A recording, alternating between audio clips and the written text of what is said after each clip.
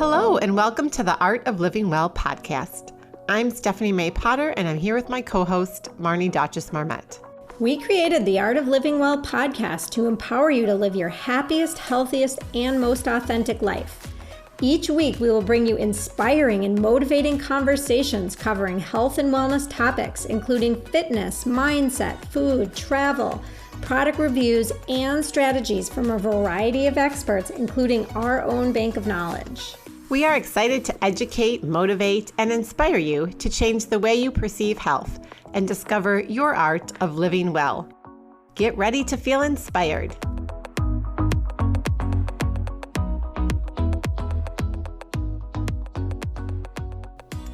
We have a quick request for all our listeners. If you're enjoying the Art of Living Well podcast, we would so appreciate it if you would head over to Apple Podcasts and take a moment to rate and review the Art of Living Well podcast. That really helps us in our rankings and our visibility so other listeners can find us throughout the world. Thank you so much. Hey, Stephanie, can you believe that the average mass-produced bottle of wine can contain up to 16 grams of added sugar? I know, that's crazy. That's more than a glazed donut. Whew, which kind of grosses me out. But anyway, we're so excited because we finally found clean crafted wine that we enjoy, that tastes good, and we don't feel like crap the next day. I am loving these Scout and Cellar wines. We've tried several of the different types, and all of them taste good, like Marnie said. And we love the fact that there's no added sugar. They're free of chemicals and pesticides. They're grown with organic grapes and sustainable farming practices. And they have very low sulfites, which are one of the things that can often cause the headaches the next day. And, you know, it's summertime, it's patio season. It's so nice to just get outside. If you enjoy having a glass of wine, we are super excited to be part of Scout and Cellar, and we do have our online shop. So you just head on over to www.scoutandcellar.com. That's SCOUTANDCELLAR.com/the art of living well. You can have clean crafted wine delivered to your door. Hello, and welcome to episode 47 of the Art of Living Well podcast. Today, our special guest is Julie Burton. Julie has spent the past 2 decades working as a freelance writer, author, self-care advocate, fitness instructor, and teacher, all while mothering her 4 children alongside her husband, David, of 27 years. She co-founded the Twin Cities Writing Studio in 2015, and she published her first book, The Self-Care Solution, A Modern Mother's Guide to Health and Well-Being, in 2016. She then went on to combine her passion for writing, self-care, and empowering people to be their best selves, and she founded ModernWell, which is the first women-centered co-working and wellness space in Minneapolis. Julie currently writes and speaks about motherhood, self-care, entrepreneurship, co-working spaces, and many other topics, and she's been featured in local, national, and international publications.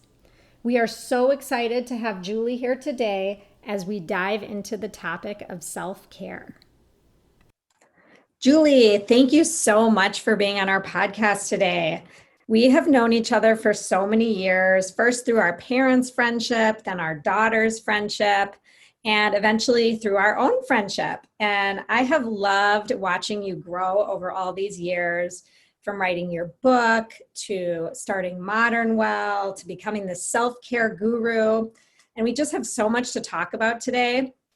And I also just want to mention that Stephanie and I both work out of your fantastic co-working space, ModernWell, and that's actually how we met and started collaborating together. So we'll talk about that more as we dive in deeper, but thank you so much for creating such an amazing space. And first of all, as we get started today, we'd love to get to know you a little better. And can you tell us how you got started on your journey and how it has evolved so much over the years? And, you know, eventually you ended up founding ModernWell, and you did all of this while raising 4 amazing kids. Like, Can you tell us about all that? Marnie, thank you. And Stephanie for having me. I've loved watching you guys take off with this amazing podcast. And I love that you two met out of ModernWell. Like that is kind of what we call the ModernWell magic, where that's like the biggest thing that makes me the most happy when I see women coming together in the space who may know each other a little bit, but coming together and creating something like what you guys have created. So congratulations on this wonderful podcast, and I'm honored to be a part of it. The art of living well. I mean, it's so in line with everything that I've been doing for the last, many decades, and what I continue to do. So I love everything about what you're doing. So thank you for having me. So let's see, where do we start? Yeah, so Marty and I, we've known each other, our parents and our families, and it's been amazing to be on this journey with you and Stephanie, getting to know you through ModernWell. It's been wonderful. And so the journey kind of for me started as a young mother of 4 kids. I was super, super overwhelmed and have always been very physically fit and cared a lot about eating well and exercising, and that part of my self-care was good. Like I was fine. I was quote unquote healthy. But I was super overwhelmed, and my husband was traveling a lot, and I was not super fulfilled in my professional life, as I was kind of thrown into full on really raising these 4 kids, as David was gone every week, building his career, and we had kind of fallen into more of the more sort of not patriarchal system, but in we're single breadwinner, and I had to kind of put my career on hold, and I worked in PR and advertising, and I was did a lot of freelance writing, and everything was just kind of set to the side as I was overwhelmed with raising these kids. And I got to a point where I was not okay. Like I was running, the book starts, The Self-Care Solution, A Modern Mother's Must-Have Guide to Health and Wellbeing, starts where I'm out on a run, taking care of myself, right? And normally running would make me feel great, and I would have all these endorphins going, and I'd be like, okay, life is good. I'm good. I can go back to my life. I'm fine. I'm, blowing off some steam here, but I just was overwhelmed, and I ended up at my sister's doorstep, and I was just sobbing, and I was just so not okay. And she just looked at me and she hugged me, and she just said, you just have to figure out how to take care of yourself. And I was like, but I'm taking care of myself, right? And so I realized that is when the whole self-care sort of idea, phenomenon really struck me in such a different way. I mean, I've always known that mental health is important too, as I had battled with some eating disorder and some anxiety and depression. So I was no stranger to that, but I realized as an adult and a mom how things had shifted and how self-care needed to really change for me. And so I started to really investigate. I went to journalism school and was sort of trained as a reporter. And so I kind of put my reporter hat on, and I started interviewing moms and asking them hey, are you taking care of yourself? How are you taking care of yourself? And what does it feel like to be a mom and try to have your kids, be your priority, but also take care of yourself? And so that's how the book came about. And so I took a deep dive into that work and learned so much about what self-care is and what it isn't, and how it's different for everybody. And so for the next 10 years, I worked on that book. I didn't mean for it to take 10 years, but it did. And in the meantime, I was working part-time at Core Power. I worked at Lifetime Fitness. So I was in the fitness and wellness industry in that part of my life. And then I was teaching yoga and Pilates. And then I was also continuing to write. So the book comes out in 2016. And I then decided to start a writing studio with my friend Nina Batson, because she was like my first writer friend, and we were having coffee one day and we're like, there's got to be other writers in this town that want to get together and share stories. And so we started the writing studio. And from the writing studio came the community aspect that I loved so much, which was bringing women together, sharing stories, sharing energy, being in the same physical room, and seeing what comes out. And from that, we had women in that room who ended up partnering on businesses. And this was just, 12 women, publishing books, publishing articles, collaborating. And I thought, okay, here again, there's 12 women in this room and they're all like feeding off each other and being inspired. I want to bring this to more women. And so that's how the seed was planted for ModernWell. So and then ModernWell came about. So the core group of ModernWell was our writing studio. And then it grew into women entrepreneurs. And I mean, we have now everyone, doctors, lawyers, coaches, consultants, marketing people, and it's just an incredible community of women who, right now it's tricky, obviously, because of the COVID pandemic that's keeping people a little bit away, but it's still happening. It's still happening. People are still gathering, and we're finding community in different ways. So that's the long, the long story of my journey. Well, Julie, I just love that book. And I remember right after we met and I joined ModernWell, I bought the book and devoured it. I remember exactly where I was. I was on vacation, and every paragraph and every chapter just resonated so much. And I've given it to people as gifts because I just think it's so important. It should be like every new mom's gift that you give your friend, So let's talk a little bit more into self-care, especially now in the current environment. Why is this such an important topic to address always, like you've talked about, but really now during this COVID-19 pandemic and just in general in times of crisis, and maybe having a good self-care practice, how it can help you when life throws you, a curveball? Yeah.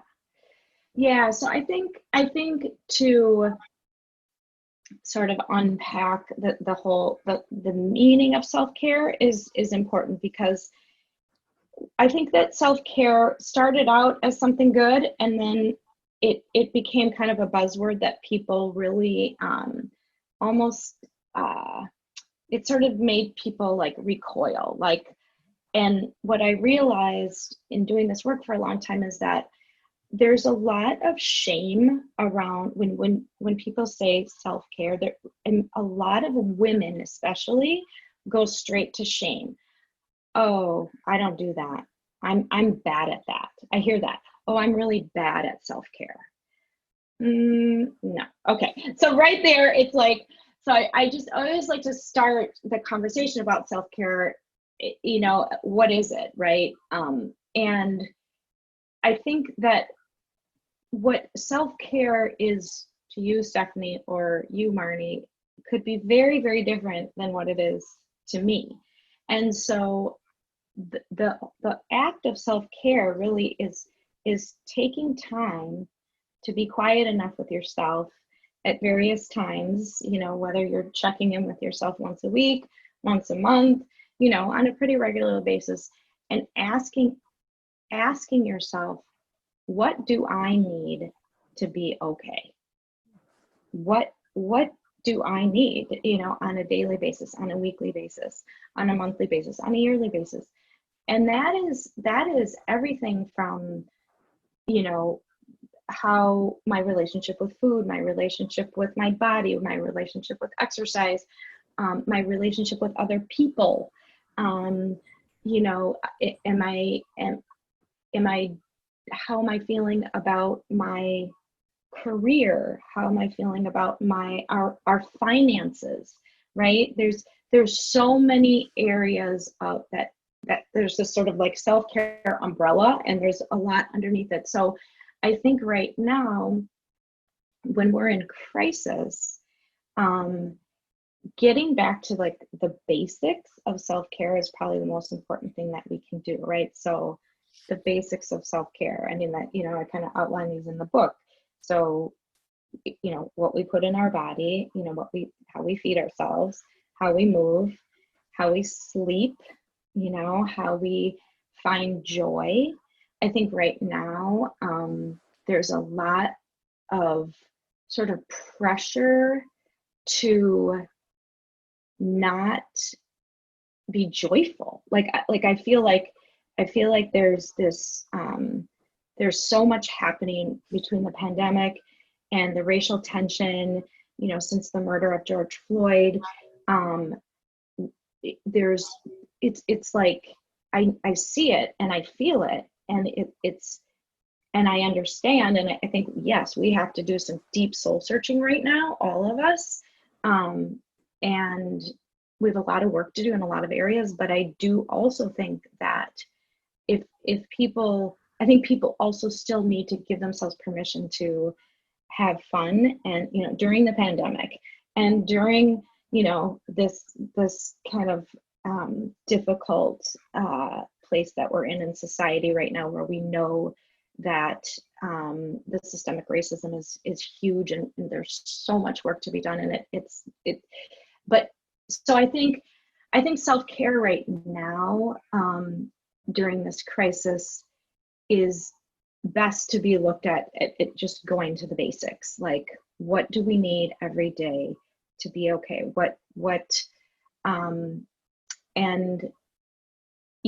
And really, anytime, like, it's always good to go back to the basics, right?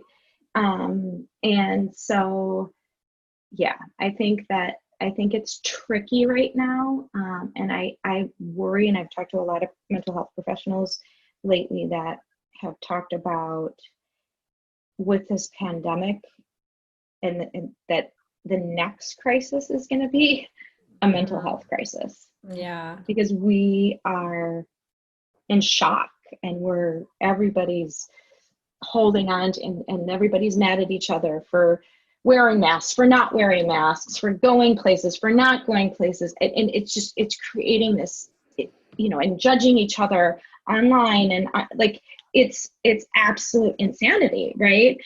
And so, yeah, I think that self-care right now, it's a value of being kind to yourself and kind to others.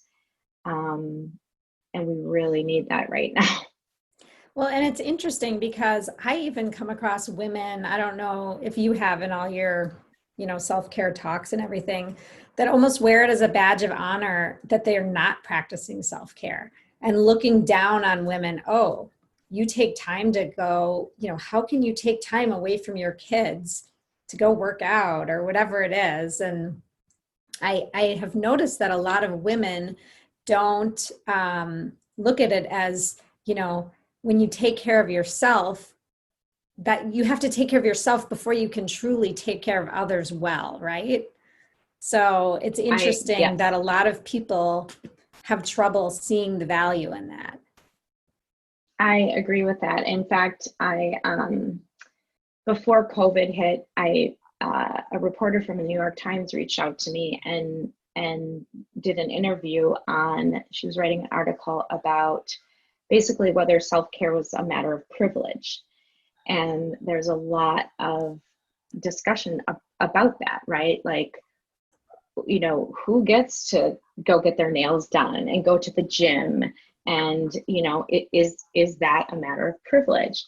And back before I was even interviewed for this piece, it'll be interesting to see if it runs. I don't know. It literally came like right before COVID hit. So everything is like so turned upside down right now. But I had interviewed some people, various, socioeconomic status, and who talked about, and some talked about how this one particular woman that stands out, she, single mom, working several jobs to keep food on the table, keep her kids, clothed, and we talked about self-care, and she actually said, you know what, to me, self-care is about getting on the phone with my best friend at night when my sons go to bed and laughing, about old times, and thinking and just allowing myself that space to just have some levity and some joy. And so self-care doesn't have to cost any money. It doesn't have to mean getting a babysitter or going for a massage, or that's where I think that self-care has kind of gotten that rap of like you said, like like that judging thing that, well, I don't have the time or money for self-care. Well, we do, though. We actually do. And so I think there's a big distinction, and that women should not be shaming each other for how we take care of ourselves. Especially when it can be as simple as going outside and taking a walk, which is one of my favorite ways to take care of myself. And it costs nothing except some time. Costs nothing. Exactly. I was just going to say the same thing, Marty. I mean, that to me, and like having time to breathe and actually try to meditate like that, and that is just time. And we all have 24 hours in a day. It doesn't matter what your background or financial situation is, right? So, but I agree, it's gotten sort of a bad rap, if you will, just using the term self-care. Yeah, and I do think there's a distinction, though. When people say, there are women who spend an inordinate amount of time on themselves, okay, and they call that self-care. I do think there are people who sort of, I don't want to say abuse the word, but they use it in a way that, to spend an entire day, primping and like maintaining, maintenance. Yeah. It's different, right? Yeah. Right? Like, that's not self-care. That it's something, but I guess in their minds, that's what makes them feel good. But I think the true meaning of self-care is really about doing what you need to do to feel good and be okay. And I guess some women would say, well, yeah, I need to spend, 3 hours at the gym, and then I go to the nail salon, and then go to the hair salon. And I just think that's where it gets a bad rap, though. But in truth, that could be someone's version of their self-care. So we don't want to judge what anybody's doing, but I feel like there is a place for self-care for everybody. Yeah. To find what it means to them. And I think, Julie, maybe you mentioned this earlier, you used the word joy, but I think it's doing the hard work to determine and figure out what brings you joy, and then find moments of self-care and, things that you like to do that will help fulfill that joy and lift you up. Exactly. So if you're in a place of joy, you're not stressed, you're not, struggling with managing your kids and your family, right? I mean, those are elements of day-to-day life, especially for moms and moms with young kids, but finding moments where you can truly be at peace and feel joy, to me, I think it's to the essence of self-care, really. And it's different for everyone, like we said in the beginning. Exactly. And just feeling good about, the person that you are, right? That like how you're spending your time is what the person that you are, right? So if you know, if we think about our days, our weeks, our month, I mean, I guess, you know, in terms of thinking about how much time are we spending on ourselves, right? How much time are we spending giving to others? How much, you know, and to just, so, and we all have to go to bed at night and ask ourselves, you know, the questions, do I feel good about myself? Do I feel good about how I'm spending my time, how I'm spending my energy? And I think that that's an important part of self-care too, is really, I mean, I have found, I think part of what some of my struggles were is that I didn't feel, I knew that I wanted to be doing more and giving more and serving more people and engaging more people. And I was really missing that piece. And so that wasn't care, you know, so there was a piece of my self-care that was missing, where I was in shape and, you know, exercising. I wasn't fulfilling my full purpose, like what I really wanted to sort of manifest in this life. And it took me, it took a lot of kind of hard work to figure out what that was. And it's painful. And I think because we don't always really know. And I think a lot of people feel pretty lost, and it's hard. It's hard to take chances and to put yourself out there. But, you know, like Brene Brown talks about, you know, being vulnerable and you know, allowing yourself to be seen. And, you know, like you guys, like doing a podcast, right? I mean, you put yourself out there, you know, you take a risk, and I think those are the kinds of things that to me are also a part of self-care, is not pushing ourselves in a negative way, but making sure that we're living the life that we are sort of meant to live, like using all the gifts that we have and doing something good for other people, and, you know, just somehow, some way making the world a better place, or making our families better, or making, you know, our communities.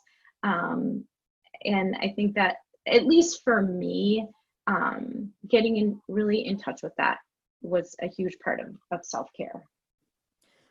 Which is amazing and beautiful. And you're so fortunate. I think all of us, the three of us talking here, are very fortunate that we have been able to really dive deep inside and figure that out, and now share that with the world, and hope that other people are inspired and able to take those steps for their own lives.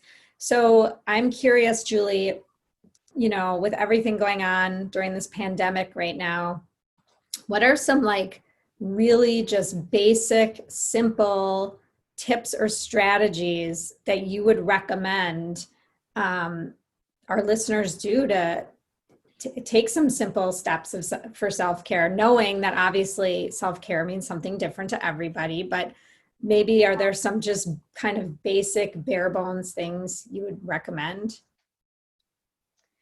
You know, I mean, the thing about self-care is that, you know, and taking care of ourselves, is that most of us know, like we know, right? Like it's everywhere, right? Move your body, you know, put good, decent, you know, food in your body most of the time, you know, drink lots of water. I mean, yes, all of those basics, I think, you know, we do need to really be intentional about right now.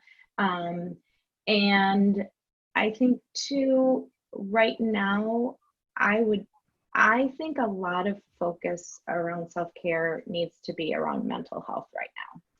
I think that we need to be talking to each other a lot and listening and being compassionate. I think that, like we were talking about earlier, you know, the judgments, when we're in crisis and people are in fear, there's a lot of people go right into like blame or like, oh, look at her, look at what she, you know, because we're just, nobody knows. No, we've never done this before. Like, Right. we've never been in a pandemic before. So you know, I always kind of like when people are like, oh, well, you should, it's like, really? Because you've been through this before? Like, because I don't think so. I mean, not that we can't, you know, rely on science and we can't be smart and respectful and conscientious and all that. But I think that not to make, I know you're asking for simple, and I think, I guess the simplest way I could sort of package it would be to make sure that you're talking to people, and talking to people who can really listen to you.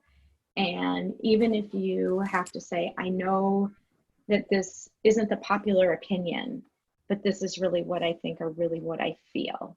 And to find people who you can be safe with and who can, you know, validate. And also, you know, the quarantine and the confinement, I, you know, without getting too political, or I am concerned about the isolation right now. I really am. And not that I think we should all be gathering and having, you know, going to baseball games, and, you know, I think that seeing people, however you're comfortable seeing people, whether it's going for distance walks, you know, putting your mask on, getting out, I really think it's important, because I think that people are getting into them, like going inward in a way that concerns me. Like, I just, so if I would say that self-care right now is still in human connection. Like, as much as as the world is telling us to not connect, right? That we fight for that, not in a fight like, I'm not going to wear a mask, you know, like that crazy, that, but to really to not lose the value of that, of human connection. I couldn't agree more, Julie. And, you know, one thing that's just recent example to share is, you know, a lot of people out there maybe don't have someone that lives close to them, and maybe they live by themselves, or they don't have that close friend that they can really confide in and feel like they can be honest and open with what they're feeling. Is go outside on a walk and pick up the phone and call that person wherever they live in the world and have a conversation with them. And it's like you're walking with them, but you're not. And I've done this the last 10 days because walking with a friend was the one thing I did regularly when we first went into stay at home. And now we're under self-quarantining because my son tested positive last week. So I've been getting outside on walks, and a lot of times I will pick up the phone and call my family, and I just having that conversation and being outside and moving, I feel 100% better when I go back in the house and know that then I'm here and these, you know, looking around the same four walls for the next how many days.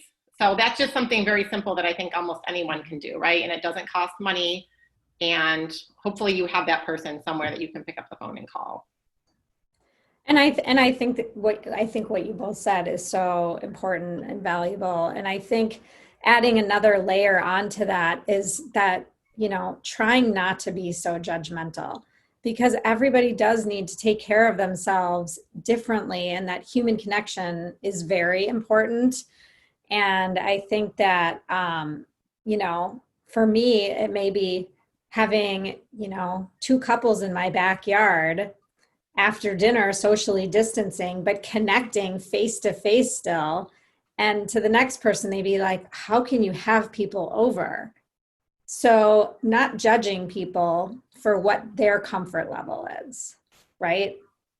I agree. I mean, you know, and I live it every day with my, well, and, you know, 4 kids, and the different ways that the kids are handling this, and parents and grandparents, right? A lot of us, you know, in this sandwich generation, right, where we have to, our behavior and our kids' behaviors affect our parents, right? And so there's a lot of stress around that, and you know, even at ModernWell, where we have members, everyone from, you know, members who are coming in and just so grateful to have a place to go and be around other people. You know, some live alone, like you said, you know, some live alone and just, you know, feel like they can't handle the isolation. Some have kids at home where they're like, I can't get anything done at home.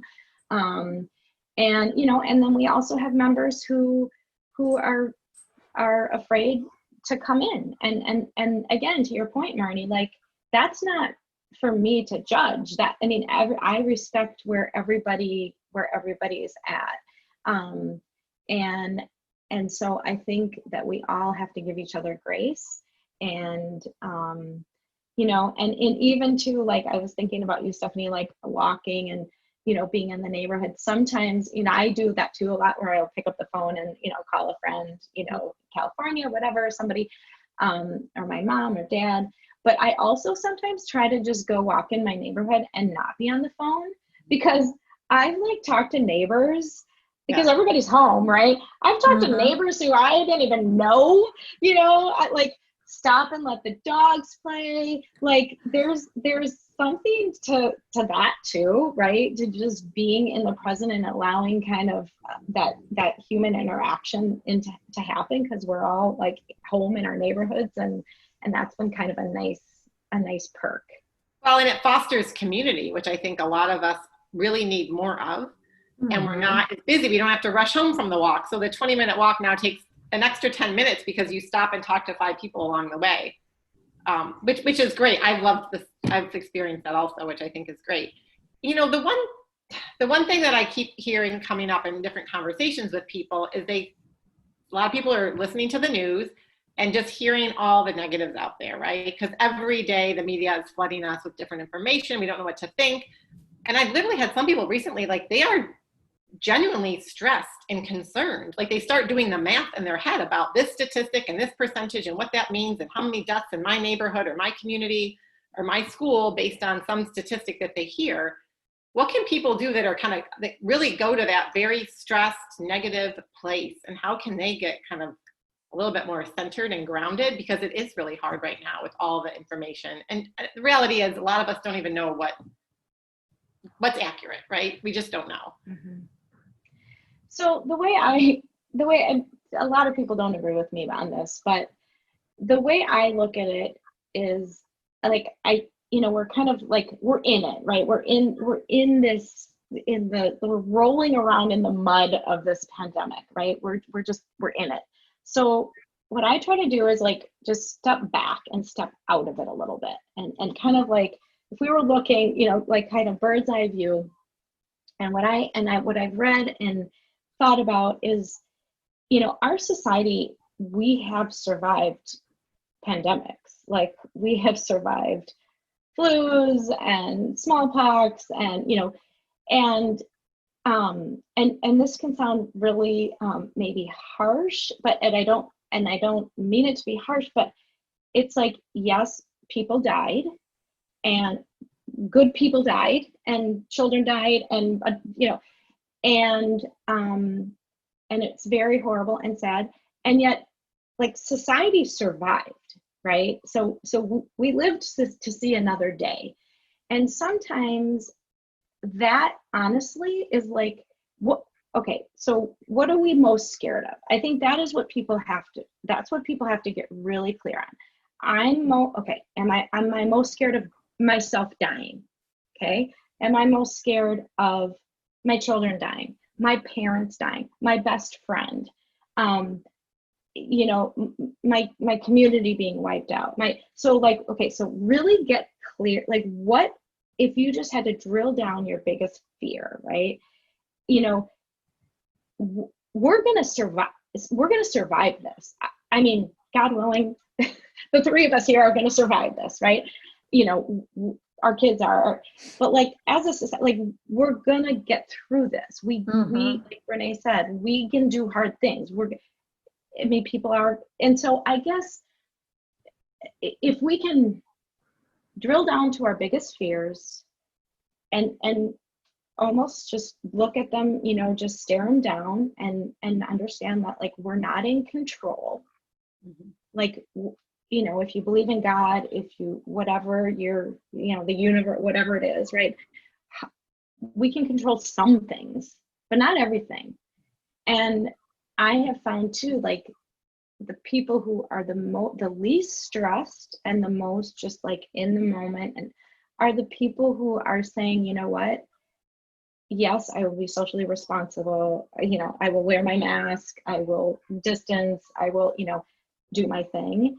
But I'm going to live my life and I'm not necessarily in charge, right? Like it's not anybody's fault that, that somebody got it. Like it just, so I think thinking about the things we can and can't control. And, if you're a religious person, I mean, some of the most calm people are the most religious people I know. They're like, I'm not in charge. I am not in charge of this thing. And so I think letting go a little bit, not letting go and like going to have a Corona party like they're doing in some of the, like, I mean, but letting go around, I think that's what's causing us so much stress. Like we can't control this. Like, I mean, some things yes and some things no. So, and as somebody who's struggled with control issues, it's not easy for me. But the people who I have seen and who, some mentors that I have I'm like, wow, you're pretty, conscientious and listening and but not like, oh my God, are just have the ability to let go a little bit. Well, I love that advice. I think the idea of really getting clear about what you're afraid of and what makes you fearful puts it in perspective a little bit. And that I hadn't really thought about it like that, in all honesty. And when you said that, I was thinking to myself, okay, what am I really afraid of? And just stepping back and thinking about that, like I'm really not afraid for myself. And I even strongly believe that my kids are going to be okay. Then when I think about the older generation, like that does bring me more fear, in all honesty. But everybody's going to have a different perspective on that and a different thought. And I think getting clear on that, and then maybe, what steps can you take to make yourself feel better about the fear that you have, instead of just looking at this giant picture of things, really narrowing down on that, I think is really helpful. And I also think, like you said, about the control piece of it, like, why am I going to worry about if this person is going to test positive or negative in 4 days? Because the bottom line is, it is completely out of my control. So I might as well enjoy my next 4 days and not think about it, right? So I really liked that advice. Thank you. Thank you. I know easier said than done, but yes, but it's a good perspective. Yeah. Yeah. So pivoting a little bit and talking maybe a little bit about ModernWell and also just what you're currently writing, and how you manage to have time to do it all between the business, writing books, running the writing group, having 4 kids, speaking. Any tips for others? I mean, in full honesty, I think a lot of that, the doing a lot of things at the same time, and it's sort of driven by a few things. I've really tried to like drill down on what, I think I have sort of this, it's kind of like an ADD thing where I actually really thrive on doing a lot of things at the same time. Now, it's not always the best way to go about things, because things get dropped and disorganized, and but I think as a creative person, I like to be working on and solving and creating a lot of things at the same time. And so, but not everybody's wired that way. I think that's the thing, it's like, I mean, my husband, like, he's like a one thing at a time guy. Like he cannot, he doesn't get it. He's like, wait a minute, hold on a second. Wait, I thought you were doing this, but wait, now you're doing this. And so I think that I finally, after, 53 years, figured out that, because it used to cause me a lot of anxiety, and why am I starting this and this, and like, or why can't I just settle in one place? But I think that it's actually just part of who I am. I like to be challenged. I have a lot of different interests, and so the ModernWell / writing. So ModernWell is very outwardly focused, right? It's very, I'm talking to people, I'm connecting people, I'm meeting with people, I love that, right? I love that. And then the writer part of me it's almost the opposite. The writer part of me has to get really quiet, and, I have to be, not like I can be at ModernWell, right? But, by myself in my own head, not, and I have to be honest that right now I am struggling with the writing. I'm working on another book that is about menopause and kind of the next stage of life. And given everything that's going on with COVID, having all my kids at home, trying to keep ModernWell, strong, I have not been writing as much. And I think my advice for people is to find things that you are passionate about, go where the energy is.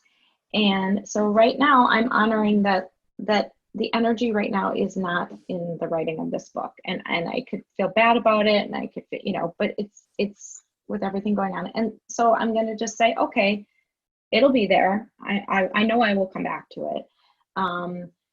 But if you can, and even if people, are juggling their work and their kids and relationships, I think the happiest people that I know are people who have passions that are just like outside of work, and sometimes work and your passion project can kind of, overlap, which I think it does for you guys, and it definitely does for me.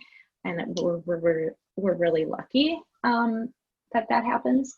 But I just think people need, call it whatever you want, a side hustle, a passion project, some kind of creative expression, because life is hard. And it's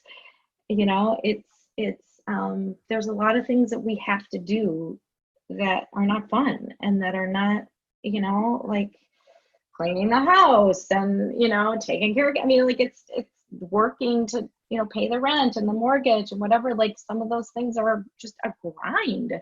And so I think that and again, this is part of self-care, right? Having something, if it's picking up a guitar and learning how to play the guitar, or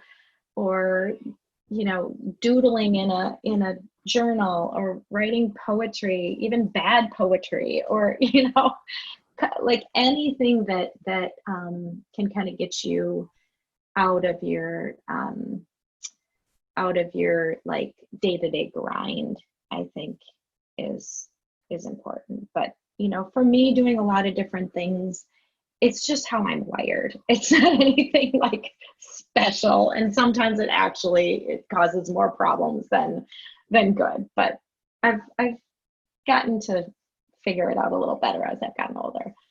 Well, I couldn't. Marnie, I was going to say, when you were talking initially, Julie, when you started answering this question, I was like, I feel like that's Marnie and I too, to a little bit. Yeah, a lot. We both have a lot of things going on. We're always like, 10 steps ahead of where we should be, because we have all these ideas that we want to execute, and we'll get there in our own time. But and all these passions. I mean, it's like, I think both of us, like, and clearly you too, Julie, like, it's like, oh, trying to learn guitar right now, speaking of guitar, and there's all these different things I want to do and I get so passionate about, and I know Stephanie does as well. And I think that really keeps life exciting. yeah. The bottom line. I can't say I've been bored lately. Yeah. But I think, to your point though, I think though, because I think we're lucky in the sense that we've been able to always access that sort of creative part of ourselves that likes to think outside the box and come up with different ideas. I think that some people would say, oh, well, same kind of thing. Like, well, I don't have time for that. Time to create, learn the guitar? No, like, I have to put food on the table. I have to, take care of my kids. I have to, and I think that, I think that it's important to challenge those ideas. I think for some people like us, it comes naturally. Like, that's just how our brains work. That's how our hearts work. But some people have shut that part down of themselves. Like, but I mean, if you think about when you're a little kid, right? Someone hands you a crayon, you're going to color a picture, and you don't care if you're in the lines, out of the lines, but that's innately part of who we are as human beings. We are creative beings, right? You give me a crayon, I'm a little kid, I'm going to, color, give me a finger paint, I'm going to make a picture. And as we get older and life kind of wears us down, we don't even know what to do with a crayon. We wouldn't even necessarily remember that, oh yeah, instinctively our hand is supposed to go to the paper, and not supposed to, but it just naturally does. But over time, life kicks that down. Oh, I don't have time to color. Mm-hmm. But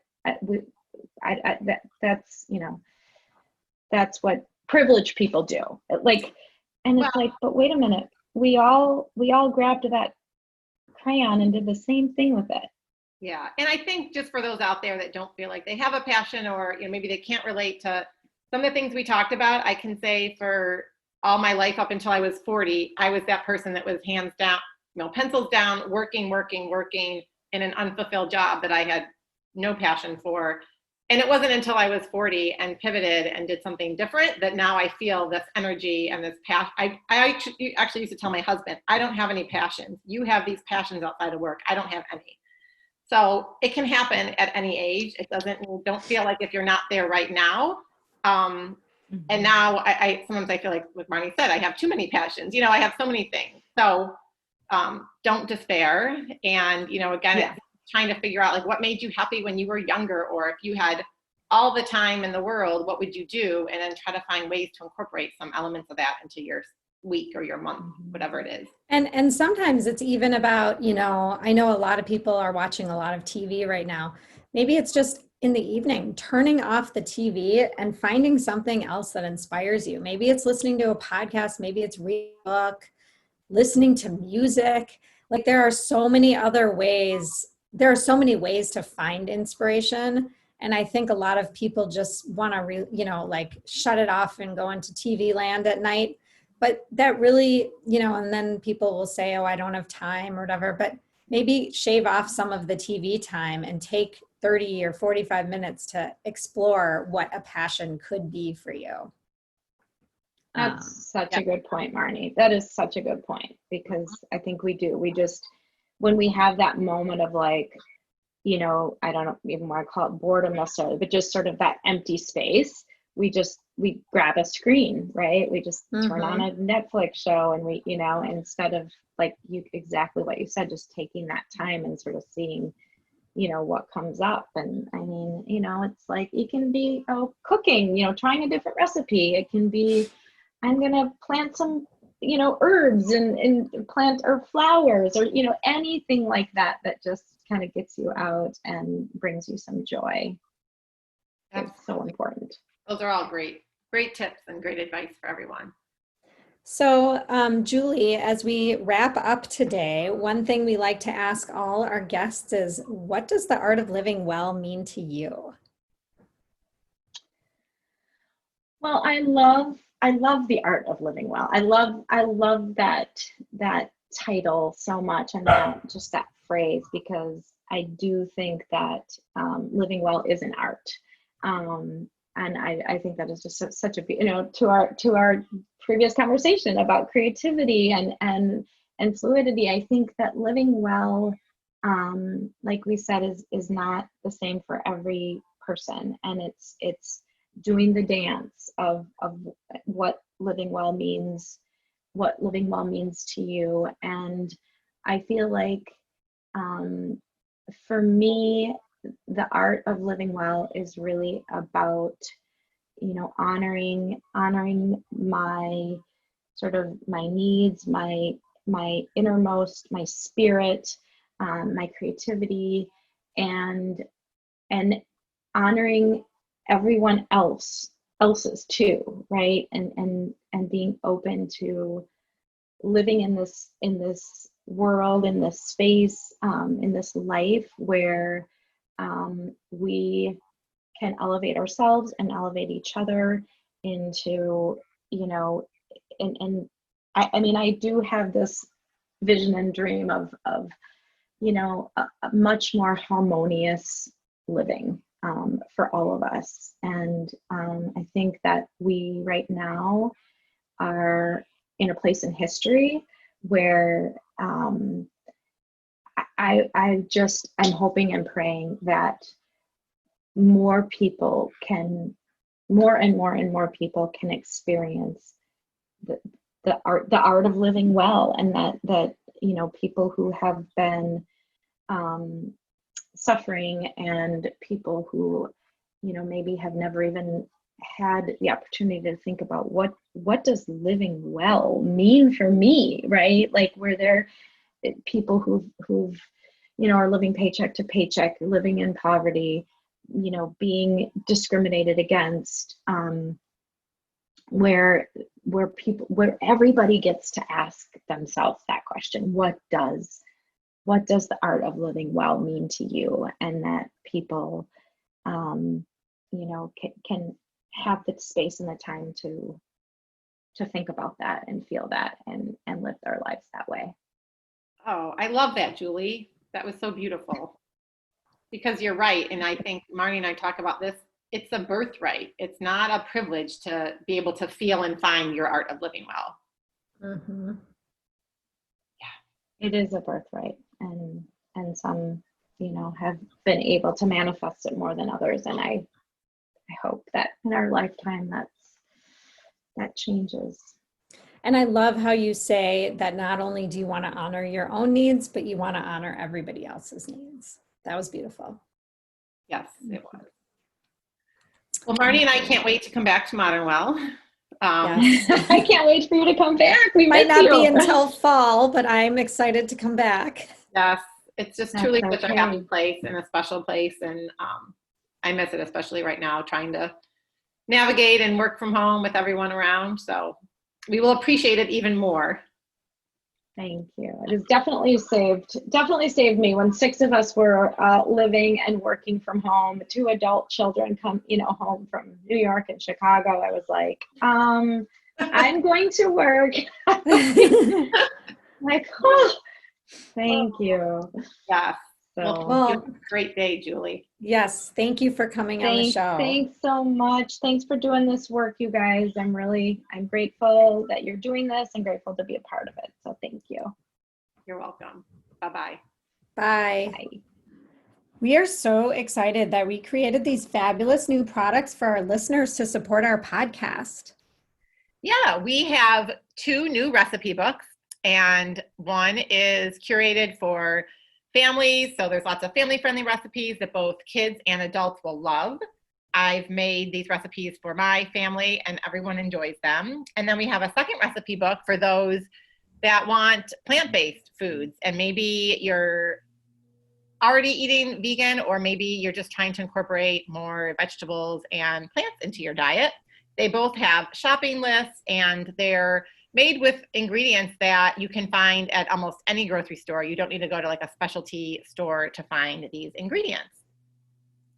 And we also created a Minneapolis Healthy Restaurant Guide, and we're really excited about it. We want to support our local restaurants, and it's really meant for you to find little gems in town that maybe you didn't know about. It gives you a chance to eat healthy out in a restaurant. The food is delicious at these places. They're sourcing local, sustainable foods, and we're just really excited to support our local healthy restaurant community. And then the last product that we created is our favorite Art of Living Well podcast water bottle. It's 24 ounces. You may have heard us talk about this on stories because it serves both hot and cold beverages. There's a straw. You can use it or use it without the straw, and it's perfect for on the go, at home, wherever, and it'll help keep you hydrated. So we'd love for you to try our products and support our podcast. As our listeners, you can head on over to our website, which is www.theartoflivingwell.us/products, and order yours today. Maybe even give one as a gift. And also, just to let you know, we priced all of these products pretty low so that everybody could enjoy them. $7 per guide, $20 for the water bottle, and we love your support. Thank you so much for listening to the Art of Living Well podcast. We are so grateful that you joined us today. If you enjoyed this episode, please share it with a friend or anyone else you think may benefit from this information. We'd love for you to subscribe to our podcast, leave us a review, and tag the Art of Living Well podcast on social media. If you want more inspiration in between episodes, you can find us on social media at theartofliving_well on Instagram and Facebook, where we will share snippets from our daily lives and our journey to living well.